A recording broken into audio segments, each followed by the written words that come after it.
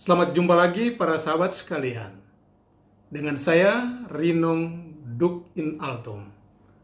Terimalah salam manis saya dari kota Ambon Manise untuk Anda sekalian. Para sahabat sekalian, jumpa lagi dalam ruang katekese Iman Katolik. Masih melanjutkan tentang sakramen baptis karena ada beberapa pertanyaan penting yang hendak dijawab supaya memang memberikan pemahaman kepada umat sekalian. Pertanyaan pertama adalah, apakah orang beragama lain bisa membaptis? Selama ini kan kita tahu bahwa yang membaptis adalah para pastor, diakon, atau bahkan uskup. Bahkan paus pun bisa. Tapi bagaimana dengan adanya kasus-kasus tertentu di mana tidak ada imam atau diakon atau uskup? Dan misalnya di rumah sakit. Lalu siapa yang bisa membaptis pada saat itu? Jadi kemungkinan pertama adalah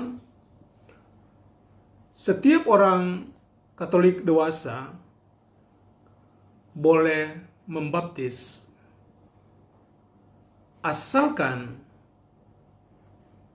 dia menggunakan forma dan materi.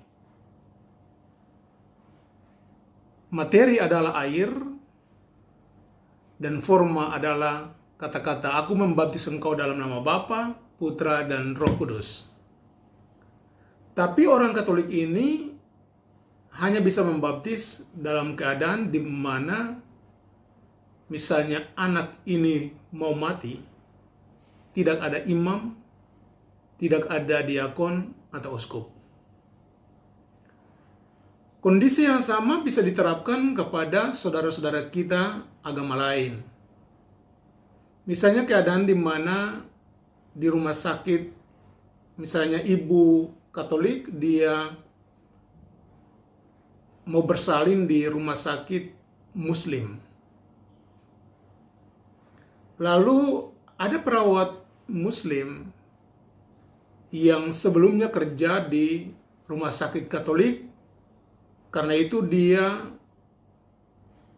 banyak kesempatan dia melihat bagaimana para romo atau pastor mereka membaptis anak-anak dalam keadaan darurat.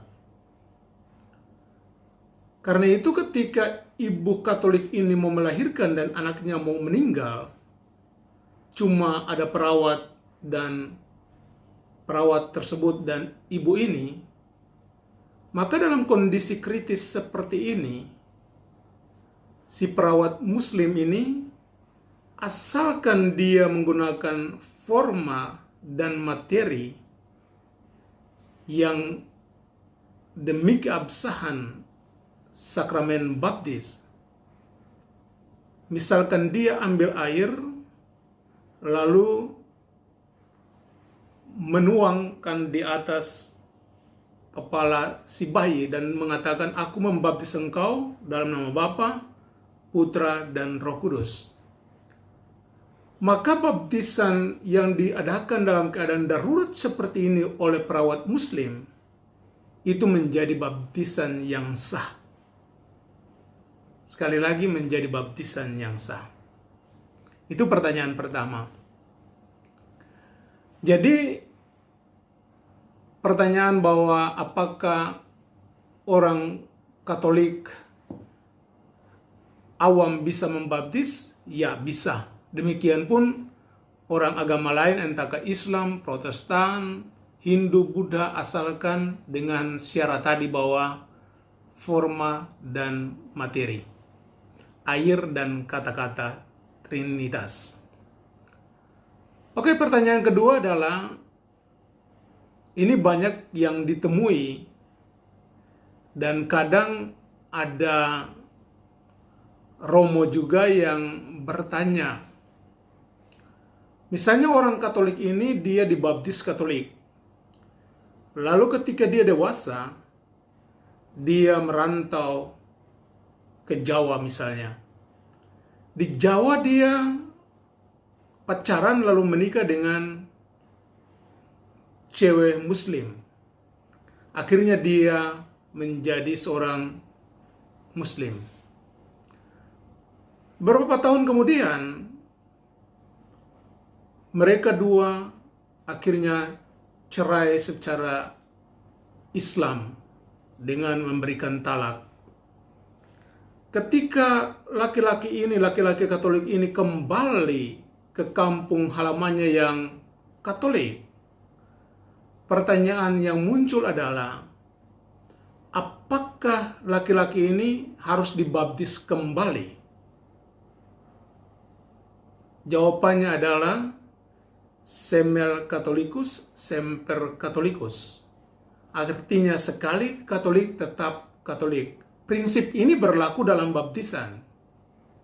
Bahwa sekali orang dibaptis, maka baptisan itu sudah menjadi sah dan tidak bisa lagi dibaptis kembali. Karena itu terhadap kasus seperti ini, orang ini cukup menghadap pastor paroki, lalu pastor memberikan kembali pembinaan, habis itu penyadaran, setelah itu pengakuan dosa, dan dia kembali mendapatkan hak-haknya seperti orang Katolik lainnya. Jadi tidak perlu dibaptis. Oke, kasus ketiga. Seandainya ada orang yang lupa bahwa dia pernah dibaptis atau belum. Kadang seperti itu. Atau karena mungkin buku baptisannya terbakar dan lain sebagainya, sehingga dia juga bingung mau buat bagaimana. Tapi kembali ke tadi, jadi orang ini dia waktu kecil, dia tahu saja bahwa dia tinggal dengan kakek dan neneknya. Dia setelah besar, dia tidak tahu apakah dia dibaptis atau belum. Kalau kasusnya demikian, maka ada dua jalan penting atau cara. Cara pertama adalah dia harus menanyakan kembali ke tempat di mana dia dibesarkan. Dan apabila di sana para saksi masih ada, maka dengan kesaksian para saksi itu atau wali baptis itu, lalu bisa dibuatlah atau diterbitkan lagi surat baptisan baru, sekaligus juga bisa mencatat dalam buku baptis. Masalah muncul ketika misalnya saksi-saksi yang mengetahuinya juga sudah tidak ada. Jadi orang ini tidak tahu dia hidup dengan siapa, lalu dia tidak tahu juga dia pernah dibaptis atau belum.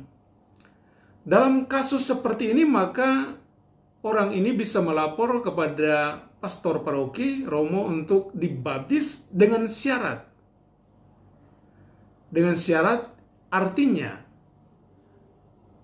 kalau seandainya di kemudian hari dipastikan bahwa orang ini sebenarnya sudah dibaptis dengan bukti-bukti yang otentik, maka otomatis baptisan pertama lah yang dipakai, bukan yang sekarang. Tapi seandainya yang pertama, bukti-bukti untuk baptisan pertama tidak pernah muncul, maka dengan sendirinya dia dicatat dalam buku baptis sesuai dengan baptisan baru yang dia terima. Oke para sahabat sekalian, demikian 3 pertanyaan yang saya bisa jawab pada kesempatan ini. Semoga dapat membantu memberikan pengetahuan dan juga pencerahan kepada para sahabat sekalian. Sekian dan terima kasih. Sampai jumpa dalam katekese berikutnya. Bye-bye.